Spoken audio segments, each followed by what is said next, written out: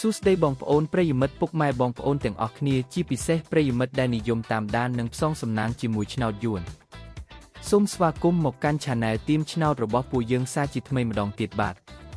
ជួបគ្នាជាមួយ Admin នៅថ្ងៃនេះគឺត្រូវនឹងថ្ងៃទី9ខែកក្កដាឆ្នាំ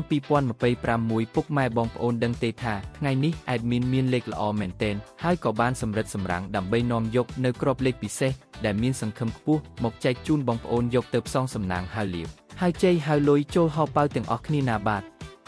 ប៉ុន្តែ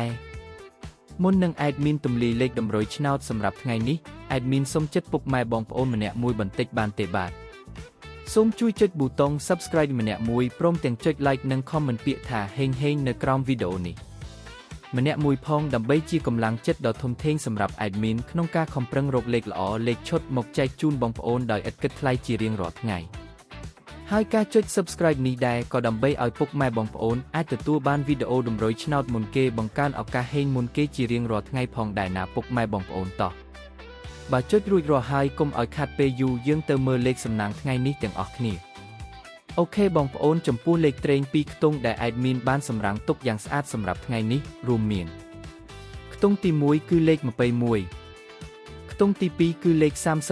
35ខ្ទង់ទី3គឺលេខ69និងខ្ទង់ចុងក្រោយគឺលេខ00ចំណែកឯឆ្នោត3ខ្ទង់វិញម្ដងដែលជាលេខធំលេខបុកកំប៉ុងបងប្អូនអាចយកទៅលេងគុណបានគឺមានលេខ598គុណ841គុណនិងលេខ789គុណបាទរីឯសម្រាប់បងប្អូនដែលចូលចិត្តលេងលេខអូសខ្ទង់ដើម្បីការពារនិងធានាសុវត្ថិភាពខ្ពស់ថ្ងៃនេះ Admin សូមណែនាំឲ្យអូស2ខ្ទង់គឺអូសខ្ទង់20និងអូសខ្ទង់60បាទដើម្បីកុំឲ្យបងប្អូនមានការភ័ន្តច្រឡំឬកត់មិនទាន់ Admin សូមបញ្ជាក់និងរំលឹកក្របលេខសំណាងទាំងអស់នេះជូនម្ដងទៀតក្របត្រេង2ខ្ទង់21 35 65 00ក្របធំ3ខ្ទង់598គុណ841គុណនិង789គុណ